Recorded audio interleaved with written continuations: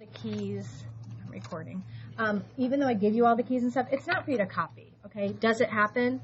Yep, it does. It happens, but that's not going to help you do well on a test or whatever, okay? So just word to the wise. All right, so as a reminder, I won't be here tomorrow. We'll finish 1.2 on Monday with the B part, which is day 2, guys. And then on Tuesday is your first homework check. We'll talk more about that day.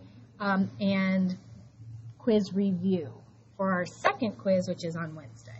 Okay, so just giving you a heads up of what's coming up.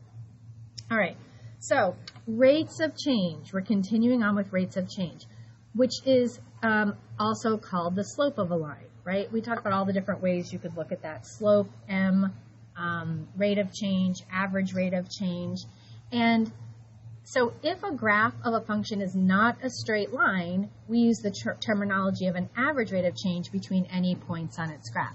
So again, like yesterday I told you guys, if you have a line, any 2 points you pick on line, any 2, all of you could pick a different set of points and we'd all get the same answer on a line. But on curves, which is what we're working with, we are just finding the rate of change between 2 points that they ask us to, okay? And so the first thing I want to point out to you is that pink sheet that you picked up by the door. Did everybody pick one up? It was this sheet. Anybody need one? I'll run it over to you. No? Okay. So this is a formula sheet, 2-sided. We probably won't fill it all up, but there are places for you to write formulas down because there are certain formulas we have to know by heart. And I'm about to give you one here in a second. If you want to go ahead and write it down, it's fine. It's just right here. The formula to find the average rate of change. And if you look at it closely, it should look familiar. So that little triangle in front means change, the change in y over the change in x. You guys remember this formula from Algebra 1, Algebra 2. How do you find slope? Second y minus the first y over second x minus the first x. That hasn't changed, okay? It's the same formula you used for lines. We're going to fancy it up a little bit here in a second, but that is a formula you need to know. So this is one of your pink sheets. It should go at the very front of your binder with the other 3 I've given you. Stays in your binder all year, remember, because you could get extra credit. What is the extra credit you could get? Simply one day I'm going to say, okay, everybody, extra credit time. Open up your binder to your formula sheet. Just by having it in there with some stuff written on it, not blank, okay? I'm not checking your formula sheet. This is your business. Write whatever you want. Write a little note to yourself. Don't forget y is on top. Whatever. This is for you. But I want it to be useful, so write something on it. But anyway, on that day, if you have this, you all get extra credit. For anybody that has it in their binder with stuff written on it, would get extra credit. So it's just for me to reinforce pink sheets are that important all year. From now until the AP exam, they just stay in the front of your binder. We don't have a ton more. I think maybe one more. So it's not like you have a lot to keep track of, but they're important. Okay? So here is the AROC formula, change in y over change in x. We call it M. There's that formula. Okay? Now, all of the problems that we're doing today, pretty much, I think maybe all of them, especially in the homework, is just finding the slope between 2 points, plugging into this formula that if you don't remember it at the moment, you probably will once we start working with it. Okay? And so, but the difference in the problems is this. In this first example, we're finding the average rate of change in an algebraic expression. We're going to use a table in a minute. We're going to use a graph on the next page. All the same math, different styles of problems, okay? So our first one right here, find the average change of f of x equals x cubed minus 4x over the interval. There's that really important word again. We've talked about it every day since we started in this curriculum. Interval is the x-axis. Remember that? Okay? So what they're giving us here is from x is 1 to x is 3. These are x values, both of these. You could call it x sub 1 and x sub 2, whatever. But those are the x values. So we actually have 2 ordered pairs where x is 1 and x is 3. What do we need to be able to plug into this formula? We need the y. So remember, this is simply plugging into this function. So I'm just going to find some workspace over here. So f of 1, I'm going to plug that in, and I'm going to plug in f of 3. Doesn't matter which one you do first, whatever. And I'm just plugging into the formula. That's 1 to the third power minus 4 times 1. 1 to the third power is 1. 1 minus 4 is negative 3. 3 to the third power, and you could do this all on your calculator. That's 27. 3 times 3 times 3 is 27, not 9. Minus 12 is 15. Okay, using your calculator, doing it in your head, whatever works for you. Okay. So let's now plug into the formula, and I'm going to show you a little bit of a fancier way you're going to see it. Okay. So what it could be, and this is the reason I'm doing it like this, is because I want to make sure that you understand all this notation. Write this for a second, and then I'll explain it. So what that numerator is saying is f of 3 minus f of 1. What that means, if I had explained it in words, is when I plug in 3 for x, what do I get for f of x or y? So when I plugged in a 3, I got 15. Right? When I plugged in 3, I got 15. That's what that means. F of 3 is 15. F of 3 is 15. This is my x. This is my y. Right here. Right here. Yeah. Okay. It's fine. When I plug in 1 for x, what I get for f of x or y is what? Negative 3. Right? Those are my y values. That's what the code for y values at those x's. And then I would get 2 down here, 3 minus 1. And then minus a negative cancels. I get 18 over 2 or 9. That's the slope between those 2 points. This is some graph that's curvy. It's got some curves on the interval of 1 to 3 on the x-axis. Whatever's happening there, we don't need to see it. All we needed to do was find the slope, okay?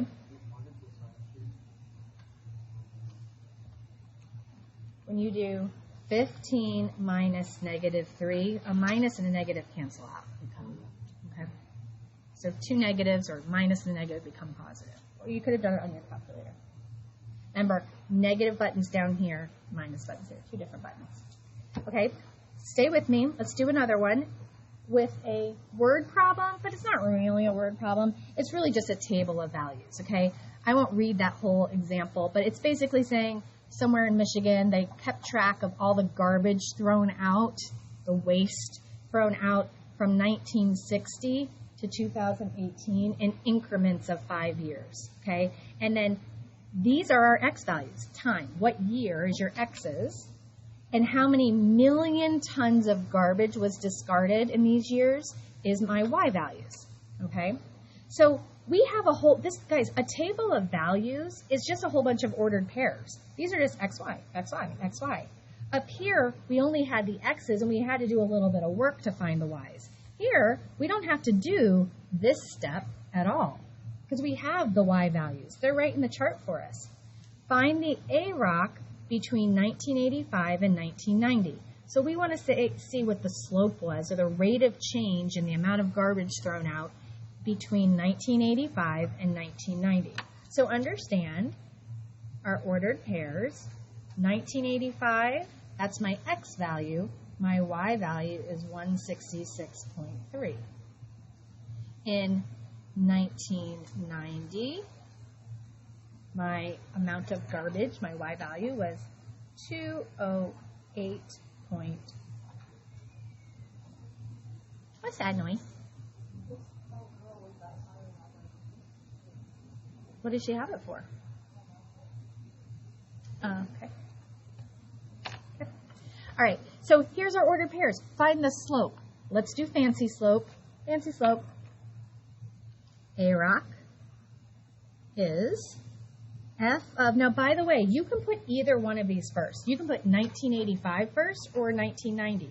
Whatever you do, you keep that same pattern in the denominator. If I put F of 1990 in my numerator, in my denominator, why did I write it like that? Is that right? You know when something looks, it's right, but you know when something just looks wrong? That just looks weird to me. Okay, 1990 minus 1985. Understand what F of 1990 means. When X is 1990, what is Y? Again, in the last example, we had to do some math to find it. Here, we just pulled it out of the table of values. In 1990, I had 208.3, and in 1985, I had 166.3. If I subtract 1990 minus 1985, that's 5. And then I just do this in my calculator. 208.3, that's minus 166.3, that's 42, divided by 5, and I get 8.4 million tons per year. So interpret that. What that means is the average amount of garbage discarded in that 5-year period each year was about 8.4 million tons. Average. Okay, it's not the same. It's not. This is not going to represent a line. If I graph that for you, it would not make a line. It would have curves in it.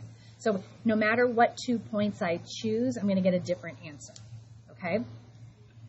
Let's answer this question. Did the rate of trash ever decline? Did it ever decline in this 58-year period? So we're looking, just working left to right. It's going up, it's going up, it's going up, it's going up, it's going up until 2005. Yeah. From 2005 to 2010 is the only time, if you take a quick glance at all of them, that's the only time it went down, decline. So did the rate of trash ever decline? Yes, it did. Okay, so we answered that question. When? Between 2005 and 2010. And what was the average rate of change? So we're going to do the same thing we just did above. F of, pick which year you want to put first.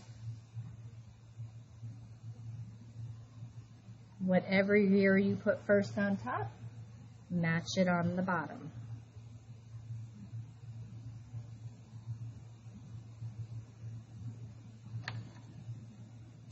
So 2010 is what I put first. So in 2010, I threw away, or I didn't.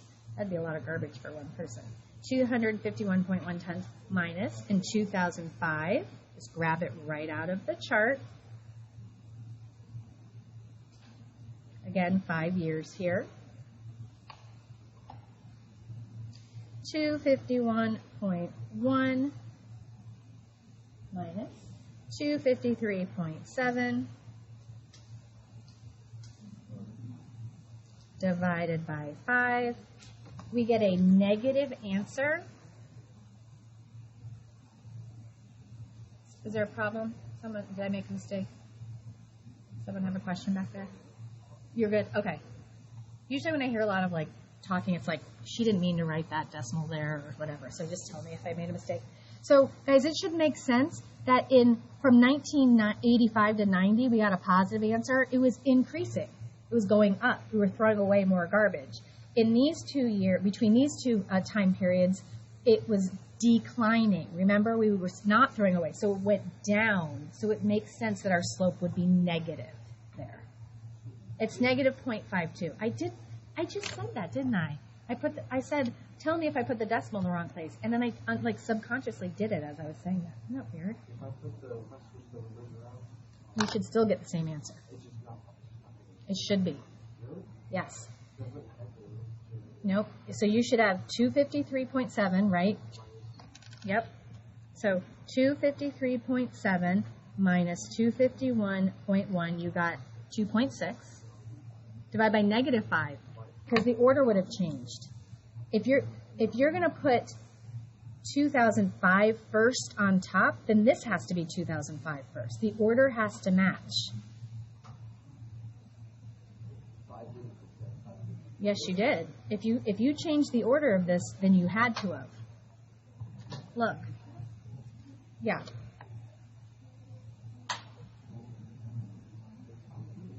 Where did I get what? This? Negative 2.6? When I said... When you divide a negative by a positive, you always get a negative. But guys, look. If you put... Let's make sure we understand this. If you put 2005 first... That's what you did, and I'll prove it to you, Evan. In the bottom, you would have to do it like this, okay?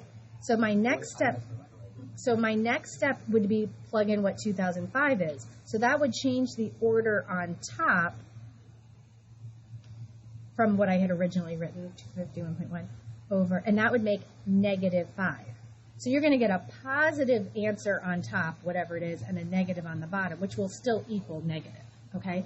The order, okay, I know, but if you asked if other people might have the question, that's why I wanted to finish it. Okay?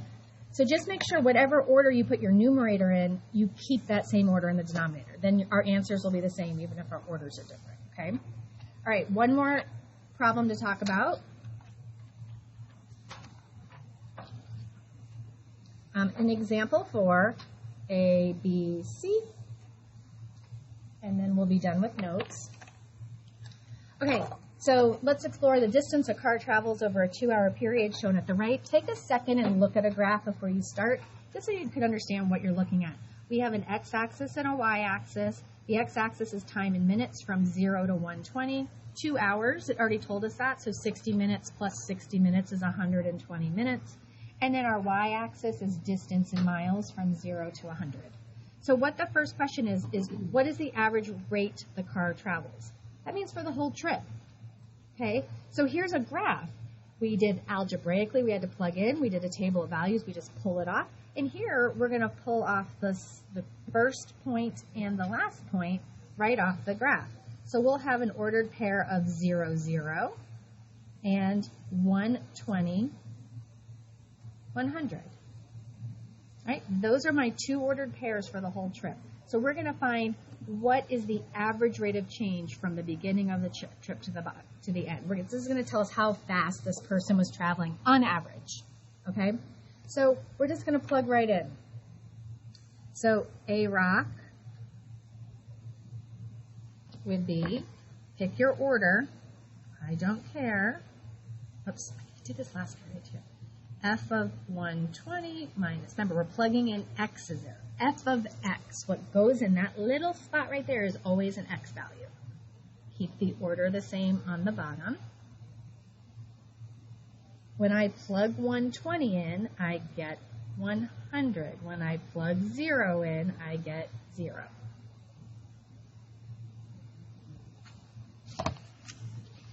So 100 minus 0 is 100. 100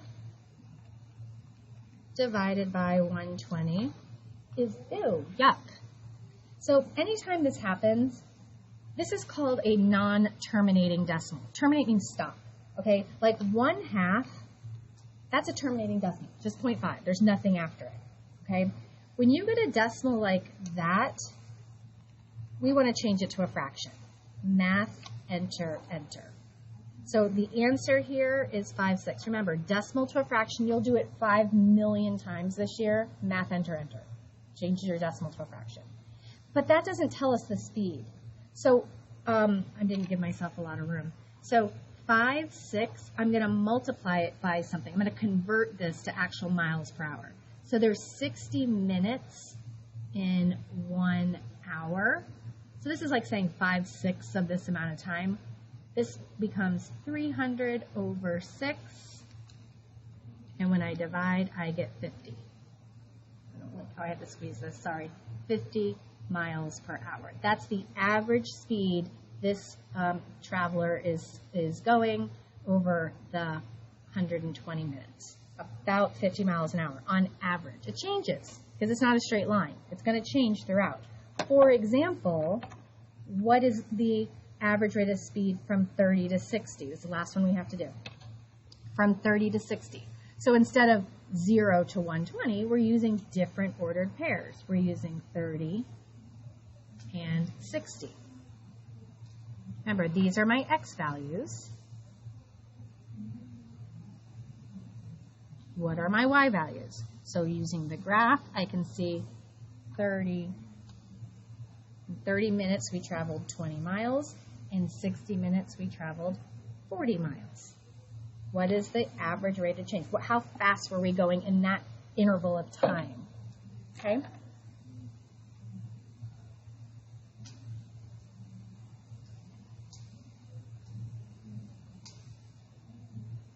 Plug in your x values.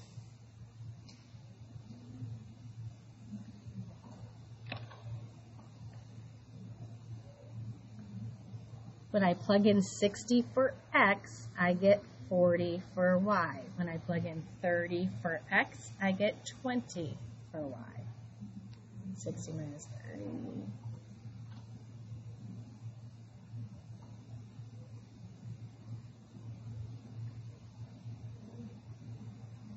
Let's convert this, just like we did above. There are 60 minutes in 1 hour. I'm doing this kind of fast in my head. I know you would maybe use your calculator or whatever, but 2 times 60 is 120. 3 times 1 is 3. Divide 40 miles per hour. So average the whole trip was 50 miles an hour. In this little bit of time, we were going a little bit slower than our average speed. That's all that means if you had to interpret it. And the very last thing we're going to just talk about is looking at this graph. Can you tell what interval of time we're going the fastest just by looking? Anybody? So between 70 and 90, that's exactly right. Right here. What tells us that that's the fastest? What about the graph?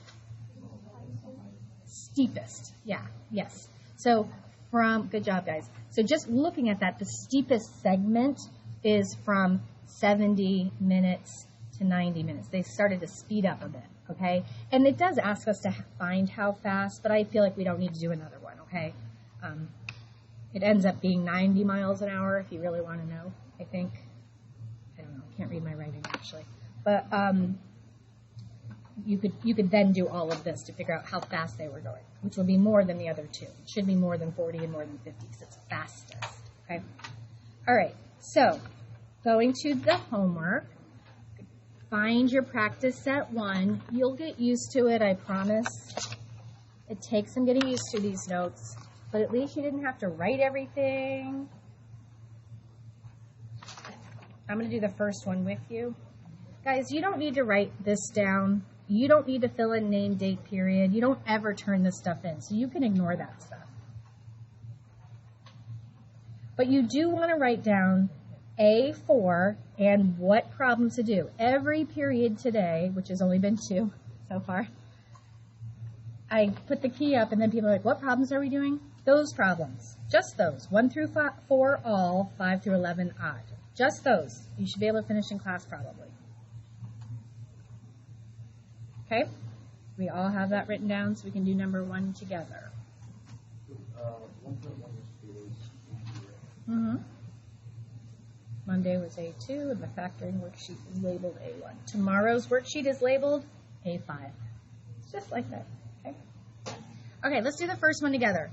So, because we didn't do one from a graph. Well, I guess we just did. I don't know. Anyway, remember, these are both x's. These are the x values of 2 points. So what they're saying is, from this point to this point, what is the slope just between these 2 points on the curve, okay? So again, looking at the graph, we can just say, okay, to the left 2, up 4, right? There's the y value, and then 0, 1.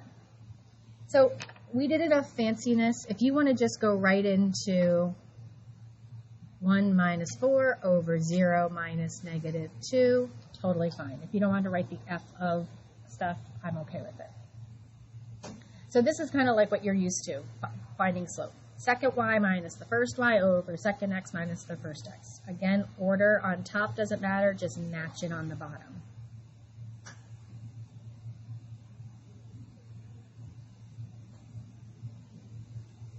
That's it. Answer. So guys, just look real quick. I'm done. Promise. If I drew a line through those 2 points, the slope of that line is negative 3/2. It should make sense that it's negative.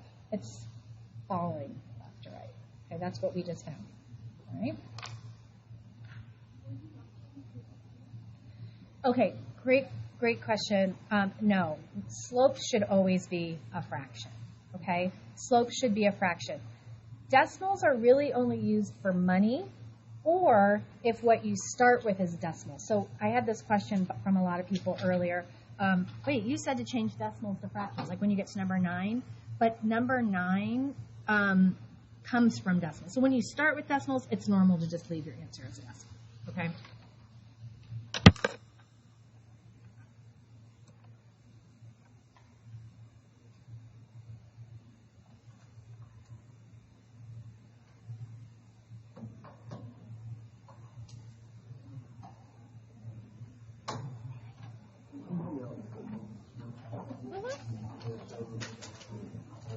The one we did a second ago?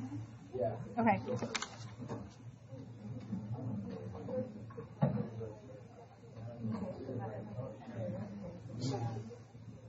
so f of negative 2 is, okay, yeah, 4. Okay. Oh, wait, no, this is not 4 minus 2 minus, or Negative 2.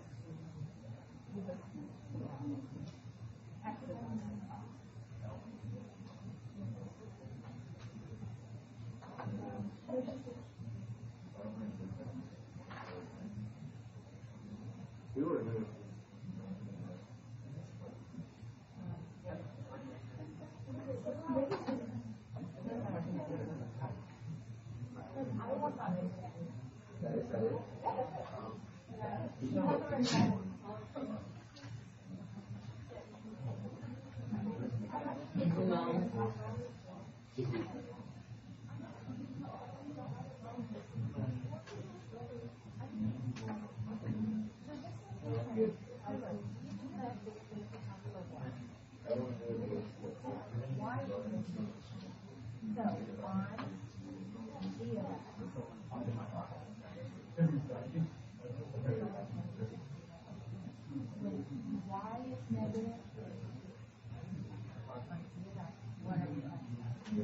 Yeah.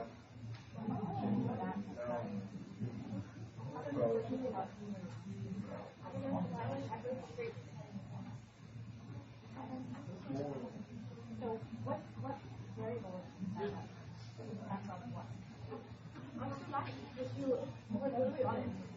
Yeah, but what letter?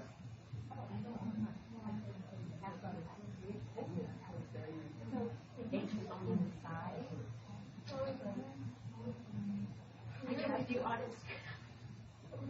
Whatever number is in your hundred is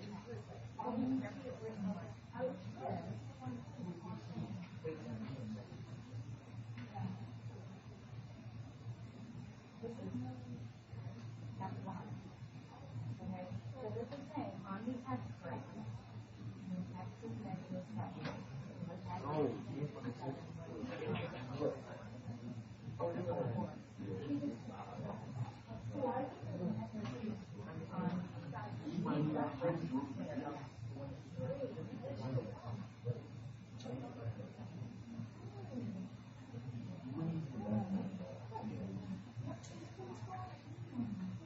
Oh.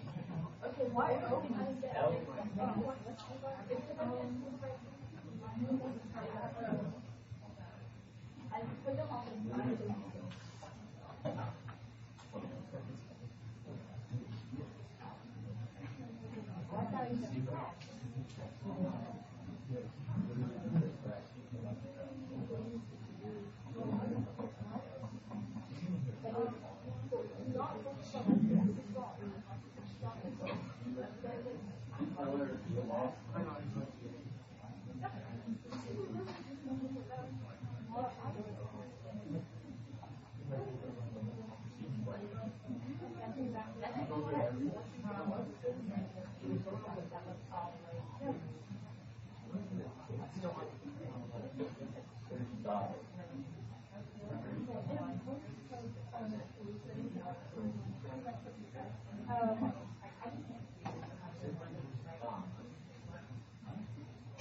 a couple more.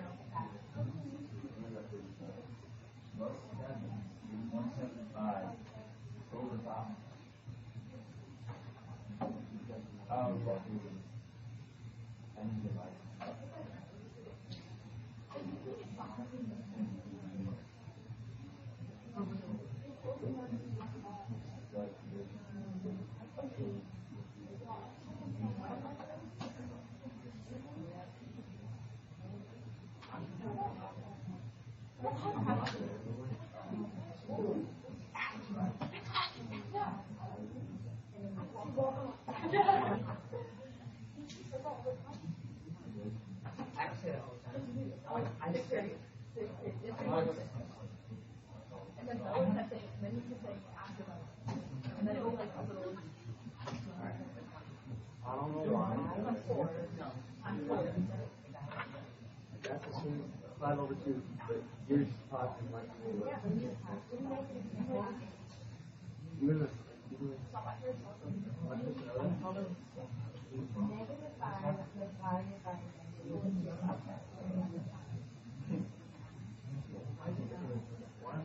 why am I? You are. You're fine. You're gonna be fine. You got so fast.